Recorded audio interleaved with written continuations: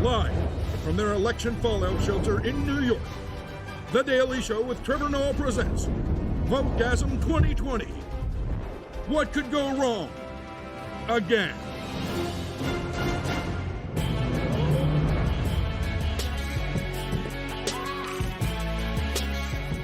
Yo, what's going on, everybody? Welcome to a live election night show of The Daily Show. That's right, we are live. And you know how you know we're live? Because I've already thrown up on myself and I've had time to clean it up. Usually I'd be coming to you from my apartment, but tonight, because we're live, we're celebrating the end of democracy, we decided to be here in my special election fallout shelter, which is stocked up with everything I need if shit goes down, which it probably will. I've got a bottle of hand sanitizer, yeah, see, clean my hands. And then I've got another bottle of hand sanitizer over there, clean the first bottle of hand sanitizer. And if the power grid goes down, I got board games, yeah, right over there, I've got some board games.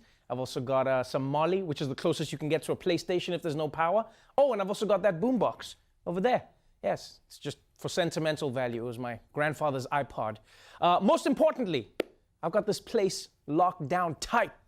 This election fallout shelter is grade 5, military bunker level, people, which means it's impenetrable to nuclear weapons, chemical attacks, and even the most Roy Wood Jr. Hey, what's up, man? No, I was doing it. How did you get into my election fallout shelter? I'm doing a show live. This is top level security. How did you get in? I guess your password, Wakanda 123. Don't say it out loud, dude. It's also my email password. What, do you want me to leave? Just say you want me to leave. No, I don't. You got a problem I don't want you to leave. I just, no, you're in the bubble. Just sit down. All right, dude. Like, Can't even take it with you. Thing. Did you get tested, by the way? No, man, we got no 5G in my neighborhood. I'm good. Okay, you should still get tested, man. I think. It's a joke. Calm down, Africa. I can't calm down on a night like tonight. All right, well, since you're here, Roy, you ready for some election results? Yeah, man, I admit, I'm a little nervous. You're here. I'm a little nervous, but they ain't gonna get me like they got me in 2016. So I got some stuff to keep me calm. I got my pink stuff, and you know I got the liquor. Got a little tequila right here, man, and I ain't getting up off this couch either. That's why I got this one for my urine. So I got one for, All right, this is the tequila. Okay, that's my bad. I'm gonna put a P on this one for please drink this one. I don't think your system is gonna work, Roy. I think that's... All right, but you might need that booze because I don't know if you've been seeing the results from tonight, but Trump has started out strong because he's looking good in North Carolina and he's probably gonna win Florida. And I don't know, Roy, I was actually hoping that maybe Florida would surprise us, like they did with Obama, but I guess they rarely like Trump. Look, I don't know why you're so surprised about Florida. First off, I went to college in Florida. That's what you don't remember. I can tell you about Florida. Ain't but two good things in Florida: South Beach and Disney World. The rest of Florida is just strange people in pickup trucks trying to sell you baby alligator. So of course they vote. Who you think baby alligator man gonna vote for? Yeah, but I thought maybe I mean, it makes sense. It makes sense because Trump is he's the ultimate Florida mascot. He's got the tan, all his friends are in jail. Somehow he has money. Oh, and he also has a much younger wife who I don't know if you saw, dressed up really nicely today to go and cast her vote. As we mentioned a minute ago, we just saw First Lady Melania Trump at that polling site down in West Palm Beach, Florida. You can see here on the left side of your screen. She just finished casting her ballot, one would assume, for her husband, in one of the 3 crucial southern battleground states we are watching very closely. I'm pretty certain Melania is the only First Lady where people can only assume she voted for her husband. Because, she could have voted early, but instead she waited for election day like, I'm an undecided voter. It's like, but Melania, what about all the things I did for Venezuela? I'm from Slovenia. Close enough, baby. Close enough. Ain't no way Melania voted for Trump, man. He gave her corona. Oh, Trump didn't give her corona. They were never in the same room. Don't spread rumors. Okay, all right, you're right. But No, I say she voted for Trump. I think Melania voted for Trump. You know why? Because if he wins, Melania is married to the President of the United States. If he loses, she's just married to Donald Trump. That sucks. You know what, though? I don't even think that's really about Donald Trump. I don't think anybody really want to vote for their spouse. Like, I love my girl, but my girl put the knives in the dishwasher, blade up, reaching out. I can't trust her with the nuclear codes. Well, you know what? I don't know if Melania voted for Trump, but what we do know is that he's winning a lot more votes from Hispanic and black people than he did in 2016. And I don't know if this has anything to do with it, but he's had a lot of rappers come out to support. At a rally in Florida, President Trump introduced Hispanic rapper Lil Pump, although he incorrectly referred to him as Little Pimp. And speaking of sound, music, and other things, one of the big superstars of the world, Little Pimp. There he is. How's it going? Do you want to come up and say something? Okay, a pump and a pimp are very different things. If your basement is flooded and a pimp shows up, that's not going to end well. We need a hose. Well, I brought you some hose. Cinnamon, grab a bucket, bitch. You know what's crazy, man? Is that just today, Eminem came out and endorsed Joe Biden. Right? That's the world we live in now. Who would have thought in 2020 that the white rappers would be with Biden and the black rappers would be with Trump? It's the first time black people have appropriated something from white people. Well, you know, dude, with things looking so uncertain, we might as well just go to one of the Trump campaign headquarters events happening right now to catch up with Desi Lydic. Desi, you're there live right now. Any news to report? Thanks, Trevor. I am here at the Trump victory party, and right now there's no news to report. But if a winner is declared, then the reporter who's on camera gets to announce it. So I'm just gonna keep on talking. Talking. Any minute we could learn who the winner is, and I could be the one saying who the next president is on TV, making history. But you know, it's not about me. It's really about the American voters. No, take them away. We know what voters look like. Yeah, that's better. Because tonight is about democracy, Trevor. Democracy. Let's think about that word for a minute while we wait with me on camera. Now, Webster's dictionary defines democracy as a system of government by the whole population. It's a noun of Greek origin.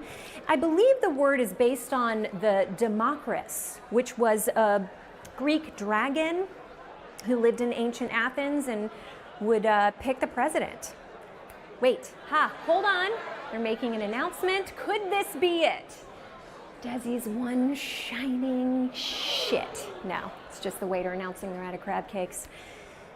Something else. Oh, you know, Trevor, sometimes it can be hard to put nights like these into context, and as so often is the case, we turn to the words of poets. And I think my feelings right now can best be expressed by Al Pacino's 4.5-minute locker room speech in Any Given Sunday, which I watched in my hotel room on TNT last night. On this team, we fight for that inch. On this team, we tear ourselves and everyone else around us to pieces for that inch. We claw with our fingernails for that inch. Hooah! Oh, hold on, Trevor. They're making an announcement. Could this be it? Yes, crab cakes are back. I'm gonna grab some. Do not go back to Trevor. You stay on me. You stay on me. I'll be right back. You stay on me. No. Okay. That's enough. That's enough. I'm not waiting around to see if Desi gets crab cakes. You know, let's take a quick break, and when we come back, we'll have more election results, and we'll check in with some of our correspondents who are around the country. Plus, two of my favorite people are joining us on the show. Don Cheadle and Dr. Tressie McMillan Cottom will stop by later to give us their perspective on everything that's gone down so far. So stick around. You want me to drink? No, man. I don't want to drink any of that. Okay. No. Welcome back to the Daily Show's live election night coverage. We've got a few more results coming in, so let's just jump straight into it. In the Senate, Democrat John Hickenlooper has beaten Republican incumbent Cory Gardner. But in Alabama, Republican challenger Tommy Tuberville has defeated Democrat incumbent Doug Jones. And in Kentucky, Mitch McConnell has defeated Democrat Amy McGrath. So it appears, unlike his hands, Mitch McConnell's seat will not be turning blue. You know, if there's one thing we cannot deny about 2020, is that it has sucked balls. Also, coronavirus has made everything weird. You've got a face mask drawer right next to your underwear drawer. Your delivery guy throws your food at you like he's a broke-ass quarterback. And even your creepy aunt doesn't kiss you on the mouth anymore. And voting, it turns out, hasn't been spared. With the coronavirus pandemic making social distancing a must, sporting venues have been transformed into polling locations across the country, from the KFC Yum Center in Louisville, Kentucky, to Philly's Union Stadium and Atlanta's State Farm Arena, to name just a few. Arenas and stadiums aren't the only places being repurposed for voters. This year, voters in Los Angeles can also cast ballots at the city's famed La Brea Tar Pits. In Texas, this drive-through location allows people to vote without ever leaving their car. And in San Francisco, the historic Neptune Society Columbarium, home to 8,500 cremated human remains, is now a polling site. God damn, people are even voting in crematoriums? Whew. I mean, it probably still smells better than a middle school gym, but man. I don't know, man. I think, honestly, it's more strange to vote at a sports arena. You know, sports arenas ain't for voting. The sports arena is where you go to argue with people because they don't support the same team you support. You fight with people because they on a different team. You're right. That's probably a good place to vote. Well, you know what, dude, no matter how weird the place was, people have turned out to vote. People have turned out to vote in record numbers this year. So we actually sent Jordan Klepper to speak to some of those voters in a special Election Day edition of Fingers the Pulse.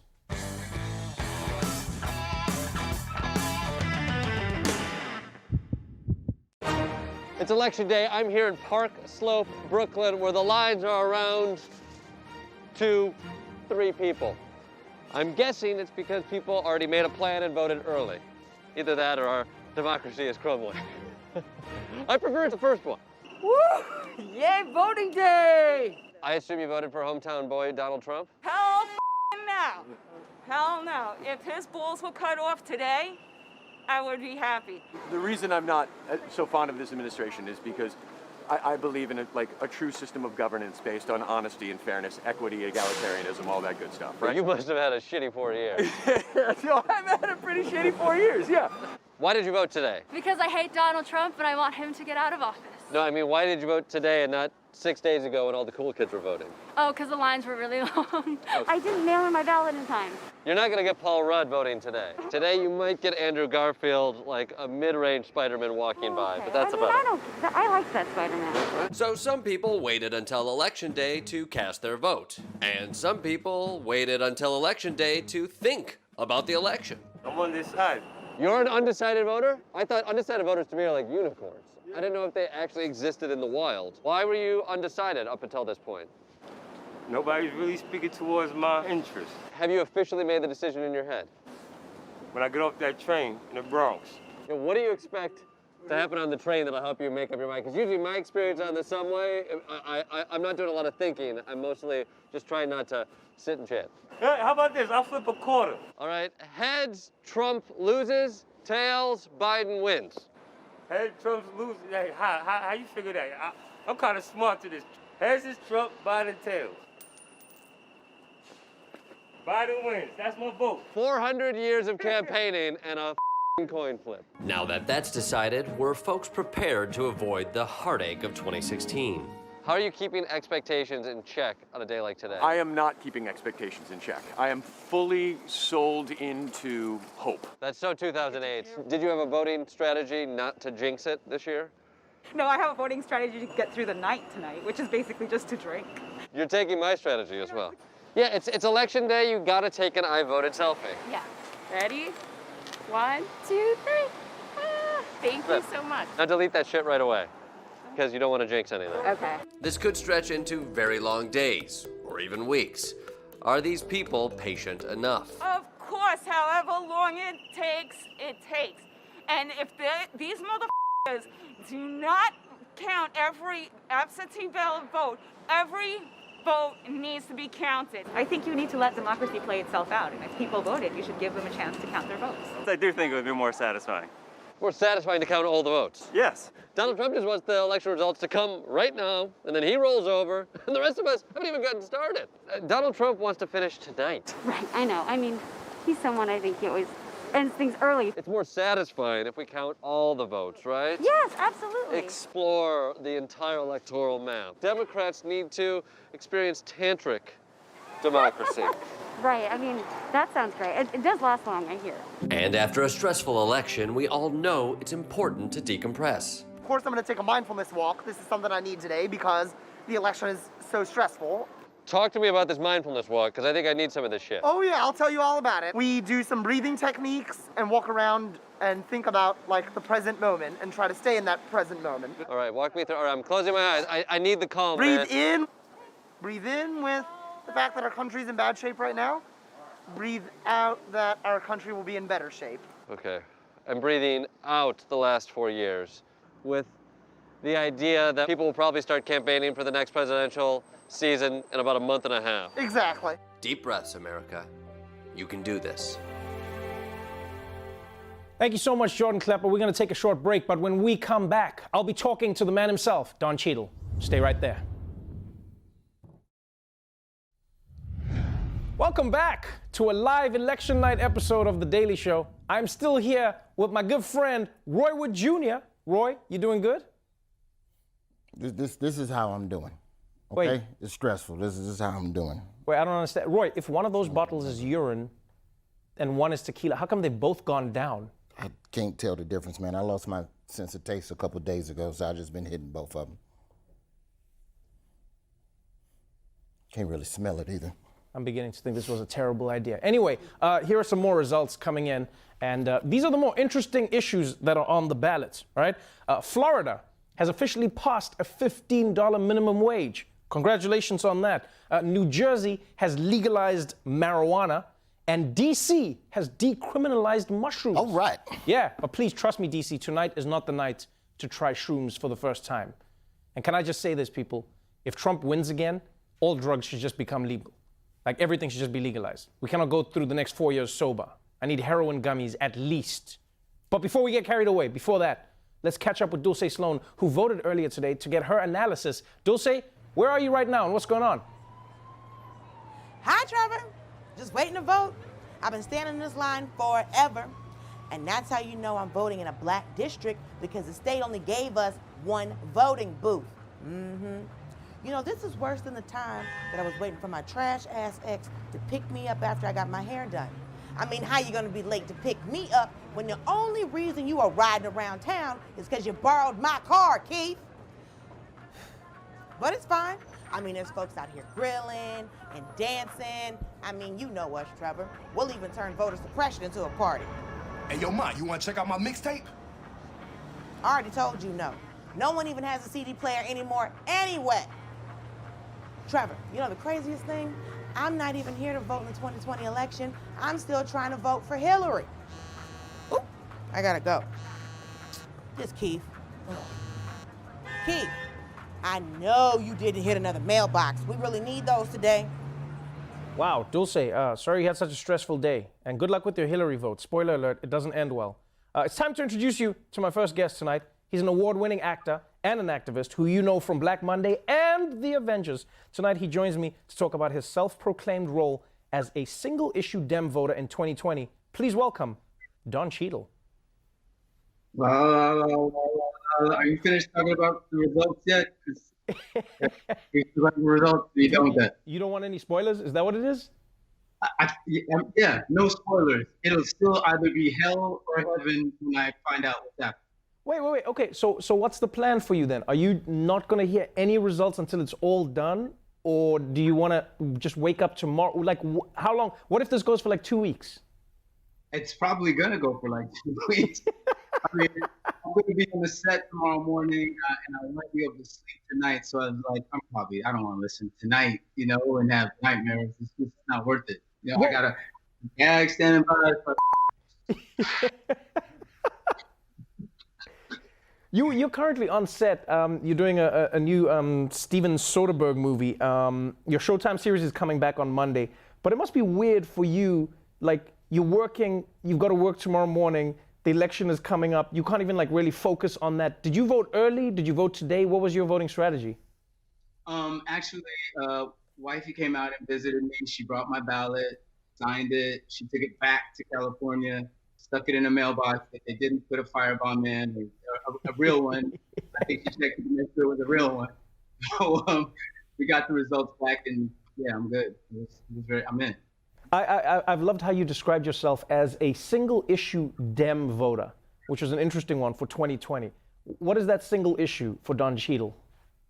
whoever can beat this orange dude. So that's kind of what I was in early in the primaries. I didn't really step in and back anybody because I was still really trying to figure out who it was going to be, because anyone on that stage that night was better than, in my opinion, who we have now. So I was just really hoping to see who moved to the front and then throw all of my energy behind them. Right. You've been really vocal from the very beginning. I know you were a big Bernie Sanders supporter. And then when Joe Biden won the nomination, you started helping out with campaign events for Joe Biden. Some people criticized you, but you were quick, just like Bernie Sanders, to say, hey guys, there's a bigger issue that's on the ballot here, and we have to come together. Do you think you got through to some of those people? Like I know some people talk to you. Do you think you managed to convince some people about the greater good? I hope so, right? I mean, we're going to see what the result of that is pretty soon. And I would never, try to say it was as a result of me personally moving someone in one direction or the other. I just wanted to be 100 about the way I felt and consistent about what I believed was important. And, I wish that we could have smushed all of the candidates together and made one big conglomerate candidate to get, this cool. But I think clearly that the things that separated those candidates, all of those candidates, Warren, Bernie, Joe Biden, Kamala, all of them, the degrees that they were separate were very small compared to what we're dealing with on the other side. So, I was just wanting to throw my energy behind whoever rose to the top and try to get them over the finish line in whatever way I could. Yeah, I know one of the biggest issues you've been passionate about has been voter suppression. You've teamed up to with events or with organizations that have been fighting voter suppression. You've been outspoken. You've been trying to move the needle in a direction where more people get to cast their ballot in the way that they should, because it is their right. Have you seen any signs of progress, or is there any optimism that has come from the work that you've been part of over the last few years? Well, I think it's always a situation where it's going to be a continuing fight, right?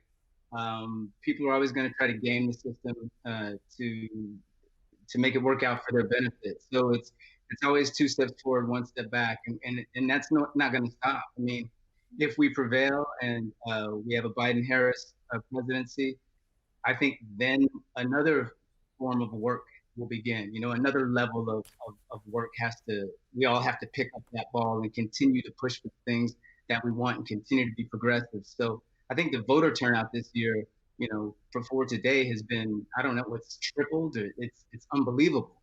So clearly people are inspired and they're, energized, and that energy is going to have to keep going. It's not over, no matter what happens. It's kind of like the fight's just started. Another fight just started. Yeah, man, it's a fight that feels like it continues from generation to generation. And I know that you've got 2 daughters in their 20s who seem as passionate as you are about the world that they live in, whether it comes to climate change or whether it comes to who's running the world. What do you wish for them, and what do you talk about to them about maybe not politics, but what the politics of the world should be? What do you hope that they'll do that maybe your generation hasn't? Well, I think unfortunately it's become incumbent upon them to take on a lot of responsibility from what our generation has handed them. Unfortunately, they've got to deal with the fallout from climate change in a way that we haven't had to. We're seeing how that's been exacerbated, and they've got to deal with the different financial ways we've had to deal with it. The big disparity between the haves and the have-nots is just getting larger and larger. So they're very aware. They're very worldly. We speak about all of these issues, and it's a continuing conversation. It's not like we've come to a solution.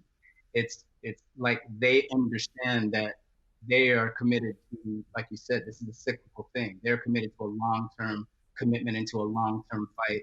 And them, my goddaughter, all of us, we are always, talking about these issues. And this year was obviously a huge issue. Just not a huge issue, but huge events that happened one after the other, this domino effect. Right. We just are always checking in with each other. So I'm glad they understand what's in front of them and they're willing to throw in. Well, hopefully there will be no spoilers, only pleasant surprises when the results come in. Good luck. Good luck. Compliment his hat. You got the compliment of black man's hat. You have that. That's a great hat that you got on there. Roy said I should say that's a dope hat. Thanks, and I want to understand the urine tequila thing, but maybe we'll do that offline because that was really nice to you. All right, Don, congratulations on season 3 of Black Monday. Thank you so much for joining us. I appreciate you. Thank you, Don. All right, stick around. When we come back, more election results, and we check in on elections that are not in America. Yeah, they have those. We'll be right back.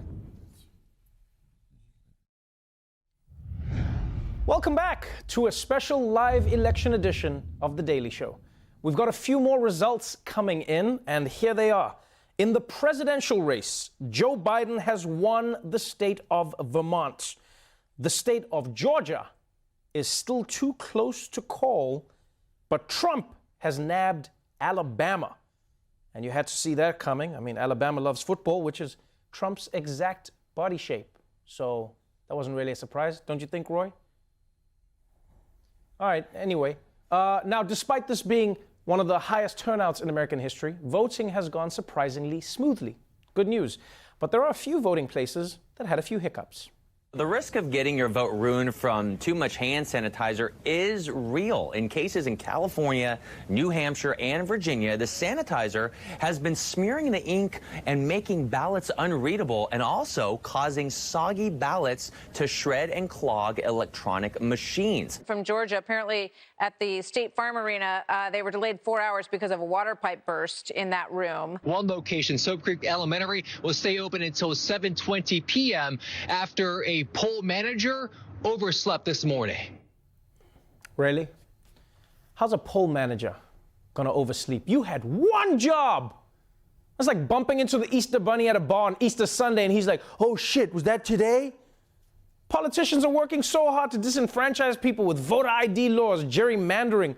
All they need to do is cook poll workers a rack of ribs on election eve. I can't believe this shit. Overslept? Bro, every election, that's what they do, man. They pull a new rabbit out their hat. Oh, I overslept, a pipe burst in the ballot room. Man, I'm so sick of this voter suppression, man. Well, Roy, I don't know if it was voter suppression. It was just a burst water pipe. Yeah? And who doesn't like to get their hair wet? Black women. I need to have whatever you're drinking, man. But before I do that, let's catch up with Jaboukie Young White, who's reporting live from Trump Tower in Manhattan. What's going on, Jaboukie? Trevor, yeah, so I was gonna be reporting from Trump's headquarters, and then I was walking there and I thought, what if I just put myself into a coma until all this was over? And I decided to do that. Just because there's no good option here, Trevor. Either Trump wins, or it's too close to be decided tonight, or Biden wins and Trump refuses to leave the White House and is the first White House squatter and boards up all the windows of the White House. Actually, he's probably gonna get Bill Barr to do it. I don't think he'd do it himself. But anyway, man, you know what? I just want to sleep through all this shit. I don't have enough money to get a private island, so I'm just gonna get a private island in my mind.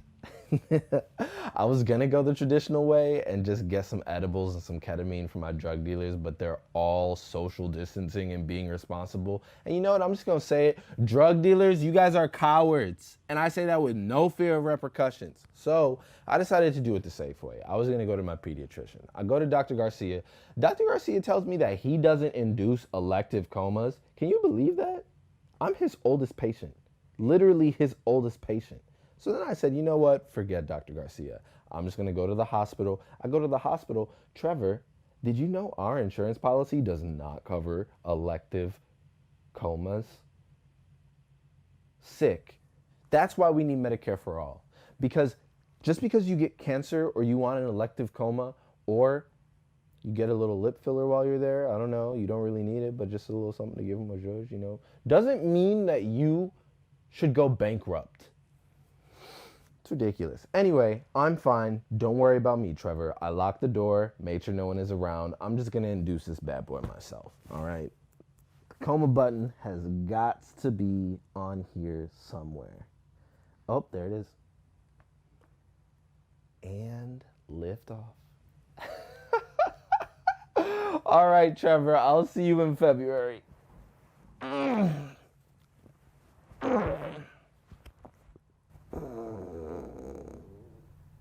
I should probably tell Jaboukie that I couldn't afford to get him real medicine, so that's just saline.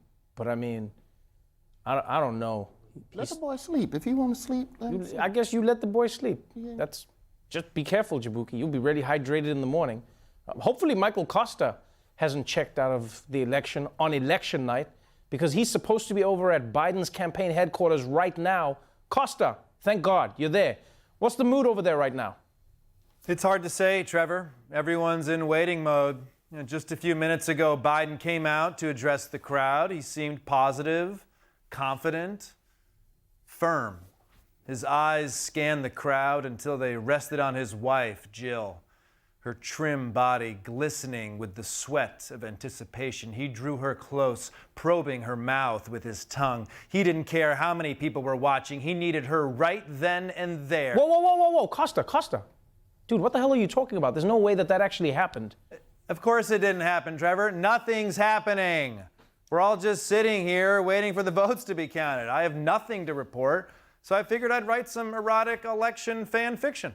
Well, Michael, no one wants to hear erotic fan fiction on election night. If there's no news out of Biden's headquarters, find some other news to report. Like, I don't know, what's the news over at Trump's headquarters without fanfic? It's the same thing, Trevor. Trump is waiting for the results just like the rest of us. It's tense. He's nervous, pent up. All he can think about are those swollen ballot boxes, aching to be emptied. And then his eyes rested upon Ivanka. He didn't care how many people were watching. He needed her right then. Whoa, Kosta, please. This is just gross, man. Also, it's bad writing. Your metaphors are so obvious. Like, there's no nuance. I feel like you could work on being a bit more original, you know? Wow. You really let me have it, didn't you, Trevor? And now I'm embarrassed and humiliated. Like, I've been a real bad boy, huh, Trevor? A bad boy who needs to be punished. And Michael knew that Trevor Noah was just the man to punish him. And all right. You know what? That's enough. Just leave. I'll email you the rest. I don't want it. Send it to my Gmail. All right. When we come back, I'm going to be talking to Dr. Tressie McMillan Cottom about how the results are shaking out so far. Don't go away. Welcome back to a special live election night edition of The Daily Show. I'm still Trevor Noah. He's still Roy Wood Jr. No, you're Roy Wood Jr. Anyway, the votes are still being counted, and here are some of the latest results that have just come in. Trump has officially won the state of Kansas. Meanwhile, Joe Biden has won the state of New Hampshire. And in South Carolina, Republican Lindsey Graham has defeated Democratic challenger Jamie Harrison. Damn.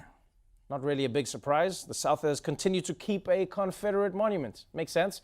But while we wait for more numbers to come in, let's go to a woman who is always number one in my heart. Award-winning author, professor, sociologist, and 2020 recipient of the MacArthur Genius Grant, Dr. Tressie McMillan Cottom. Hi, Trevor. How Dr. are Genius, you this evening? how are you? I feel like that should be your title from now on, Dr. Genius. If I work for those titles, forget my name. I am Dr. Genius, and that's all you shall refer to me as. Congratulations. Thank you so very much. It's been a wild ride, hasn't it? It has been a crazy, crazy, crazy, crazy ride. What do you make of everything that we've seen so far? I mean, obviously results are still coming in, but it's been an interesting year where, you know, Trump is winning more black men than Republicans before him, and the vote seems to be swinging in a strange direction. Hispanic voters going for Trump. What do you make of everything that we're seeing? Well, you know, so far tonight it's going mighty whitely, and I think that's how many of us expected it to go. For all of the impressive get out the vote that happened on the Democrat side, which I do think we will continue to see the fruits of over the next couple of days, the fact remains that we are not going to see a clear repudiation of Donald Trump by the Republican Party. And that means something. That means that no matter who wins today, tomorrow, next week, whenever this thing finally ends, we are still living in the United States of America where 40 to 45% of the population thinks Donald Trump has been doing a really good job. And that's going to be really difficult to govern no matter who is elected. In many ways, Donald Trump has made a mess that only Donald Trump can clean up. And that's kind of terrifying. It really is strange because, like, on my side, I sometimes believe that I think America is like all hope is lost for America. But then there are times when I think if you only have a two-party system, doesn't it mean that inevitably you're going to have people voting for one of two parties because some of their issues are going to be on one side, some of them are going to be on the other? Like, do you think there's ever going to be a time when America isn't split down the middle? No.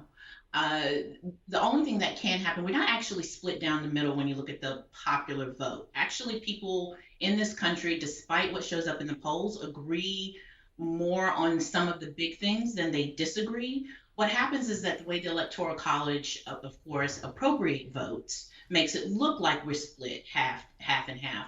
It's really just a very vocal, not quite, small minority. It's a sizable minority, but there is a significant part of the population that just has an outsized influence on who is elected relative to their actual size. And then there's this really complicit sort of mushy middle that just doesn't see a significant difference between either parties or either candidates. And because they don't see a significant difference, they tend to go along with the flow. And right now, that's the most vocal, virulent part of the voting population. And that's the Republicans for whom being a Republican has become their identity. So what the Electoral College allows to happen is that there are voters who vote Democratic or Republican. They become a Democrat or Republican for 6 months every couple of years. But then there are people who singularly identify with their party. And on the right, that is a much stronger impulse than it is on the left. And those are the people who end up driving the narrative and makes it seem as if it's inevitable that there will always be this sort of, evenly divided conflict about all of the things that matter. And it's not exactly true. It's allowed to be true because of how we elect people in this country. Right. It feels like, a lot of the information is skewed, but sometimes it feels like that has a self-fulfilling prophecy effect to it, One of those things has been black men voting in larger numbers for Donald Trump, black women staying consistent. As a sociologist, do you have any idea of why this is? What could it possibly be about Donald Trump that more black men than usual go like, yeah, I'm going to go with him? Man, cocaine is a hell of a drug. I think there is, for all that we talk about race in this country, and it is significant and it matters, and for all that we talk about class, it is significant and it matters. What we have learned is that gender also matters. And there has always been a conservative streak or impulse in the African American community. It gets drowned out by our shared oppression relative to white people. But there has always been a conservatism that runs parallel to what is just frankly patriarchal impulses. And I think one of the things that you see is that there's been enough time that has passed between the civil rights movement and today's especially young or young middle-aged African American male voter that they think they can actually vote their class interests separate from their race interests, when really what they're doing is voting their gender interests.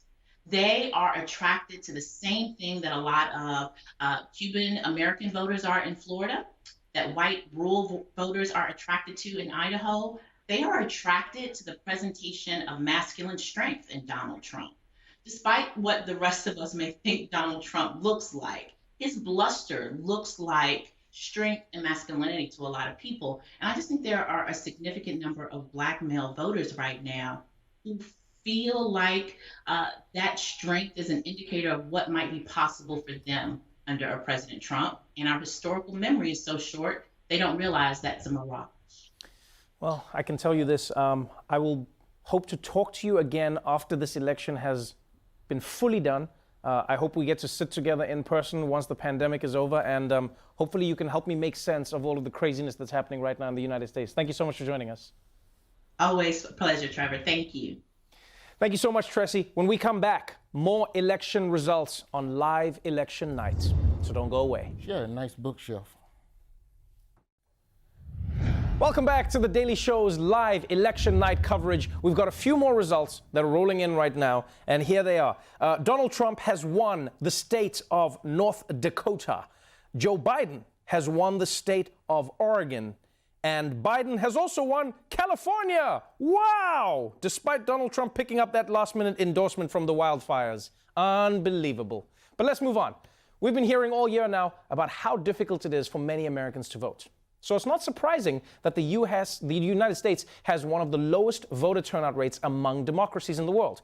But Ronny Chang has a report on one drastic solution that could fix this problem, if Americans would ever accept it. In the last presidential election, 44% of Americans did not vote. That puts you in 26th position among developed countries. That's pathetic. You should be ashamed of yourself. That's garbage. It's so garbage that in 2016, Trump got elected with only a quarter of eligible voters supporting him. That is a broken system.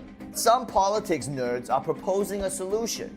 Jury duty and taxes are mandatory, so why not voting? But America is the land of the free, where the whole point is to do anything you want, even dress up as Fat Iron Man in Times Square on a Tuesday afternoon. So can you really force Americans to vote? Do you think in America voting should be compulsory? I think it should, but it's not going to happen because people won't even wear masks. If we were told to do something, at this point, exactly, it, we wouldn't do it. Do you think America would ever accept mandatory voting? Definitely not. Why not? Because Americans are lazy, in general. America is the land of the free. People come here because it's a free place. And that includes the freedom to not participate? Yeah, pretty much. Do you think mandatory voting can happen in America? No, I do not. I do not. I think that American values are like a toxic version of what freedom is. Isn't that what makes America great? It's not so great at the moment. Maybe Americans think it's impossible, but mandatory voting does exist in 22 countries, including one that's even drunker, crazier, and whiter than the US. I'm talking about Australia, where they've had it since 1922. It was quite a small step for Australians to think, well, we want the majority of people to be selecting our government, and that gives it greater legitimacy. So basically in Australia, you force people to exercise their democratic rights. That's right. Yes, that's right. I don't think people in Australia regard it as a particularly big deal. You've got to turn up on election day, which is a Saturday. You know, it might take you like 15 minutes, and the Parents and Teachers Association will be there selling sausages, and that's where we get the term democracy sausage. Okay, for Americans, the term democracy sausage has had a bad taste since the Clinton administration. But for Australians, consuming charred intestine meat on bread has been a voting tradition since the 1940s. But what about the people who don't think a sausage sizzle is enough incentive to vote? What kind of punishment do you have to enforce to make it so that over 90% of people go and vote? What, jail time? Public spanking? You have to wear an I didn't vote sticker? It's a $20 fine. That's it? That's a bargain, I think. Look, there's big advantages in our system because the political parties don't have to get the vote out. And that means they don't have to appeal to the base. So you don't get the same sort of extreme ideological appeals. And so it makes our democracy, I think, more moderate. Doesn't that make your election process very boring? Oh, well, I don't. Doesn't make it boring. Look, I don't know that that's a problem. For me, what democracy means is that the majority of people participate, and I find the extent of voter suppression in the United States truly shocking. I don't understand how the Americans can call themselves a democracy at all. Damn, political science world star is gonna love this. But how do everyday Australians see it? I took a 25-hour flight and spent 2 weeks in quarantine just so I could talk to them myself in sunny Brisbane, Australia. What do you feel about the fact that voting is compulsory in Australia? I feel very proud that it is, and for people who don't want to vote, they should go and live somewhere else. Everybody has to decide, and it's mandatory to vote. So if the result doesn't go your way, you can't complain. If we lose, we're sad, but at least we've had a chance to vote. And that's it, brother. Done. You should just do it. It takes 5 minutes. You just go in there, vote and get out. No time, no effort. Just shut the up and vote. Well, what do you guys think about mandatory voting in Australia? I think it's pretty bullshit. Yeah, So not a fan of it. We don't care what we vote for, so we just go in there, tick a few boxes, and then fingers crossed we get the right one. I don't know. Are you guys drunk right now? yeah, we had a few beers before, a couple a couple pints. shots, So split up with a beer with brekkie, you know. Man, that is Australian. But why do you think voting isn't mandatory in America? Oh, maybe, I mean... Yeah, now I rethink it, actually. Maybe there's a purpose for it. America, Australia, which one's doing better? I feel like I'm a witness to cavemen discovering fire right now. Yeah, that's fair enough, actually, yeah. Even drunk Australian bros can see the benefits of mandatory voting. But for America, the good news is that voter turnout in 2020 is on track to hit record levels. All we needed to get people to vote was to elect Donald Trump. And then guess what? People turn up. We don't need to force people to vote. Well, that's a pretty big price to pay. I'd rather pay a $20 fine than have to put up with President Trump for 4 years. Touché, Judith. But hopefully one day, Americans will also learn to enjoy the sweet, sweet taste of democracy sausage as much as our drunk, vote-loving mates down under. Thank you. Oh, good on you, Ronny. All right, we've got to take a short break, but some final thoughts when we come back.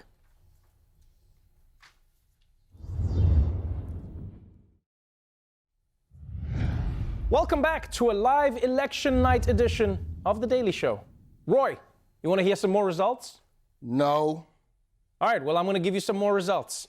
Joe Biden has won the state of Illinois. Donald Trump has won the state of Utah. And this is big news. Fox News has called Arizona for Joe Biden. Oh! For Joe Biden! You're crazy. You understand? For Joe Biden. Oh, baby. We stole one from him. Did you just mix the urine with the ticket? It don't matter, man. You celebrate this is crazy. That means Trump hugged all those cactuses for nothing. Oh, shit, that was wild. Oh, man. All right, before we go, let's check in one last time with Ronny Chang, who's at a live polling location in Brooklyn. Ronny, what's the latest, my dude? Actually, Trevor, I'm here at Kings County Jail. Did you know you have to be an American citizen to vote in America? Because no one told me that. All I've been hearing for months is celebrities telling me I had to vote. Jennifer Aniston yelled at me, the Avengers reunited, Chris Rock sexted me, and they all said one thing, vote. So I show up this morning and some poll worker is like, you don't live in this precinct, sir. And I said, you know what? The Hulk told me to be here, so take it out with him, old man. Next thing I know, I'm in jail. Now I'm starting to question everything celebrities have been telling me. I mean, maybe recycling is bad. Maybe bullying is good. Should I actually be doing drugs? More than I already do? I don't know anymore. Anyway, lesson learned. Don't show up to vote on election day if you're not a citizen. Although hopefully all the absentee ballots I mailed in still count. Back to you, Trevor. Well, thank you so much, Ronny, and I'm so sorry about that. We'll be sending someone to bail you out in a few days. Well, that's our show for tonight. Thank you so much for tuning in on night one of our 7-week election day coverage, because this shit's going to go for a while, people. Brace yourselves. A bunch of states still haven't come in. Every day we're going to be counting the votes, and then after that we're going to be following the lawsuits. So get some rest, sober up. And you sober up. And we'll catch you again tomorrow. Now here it is, your moment of Zen.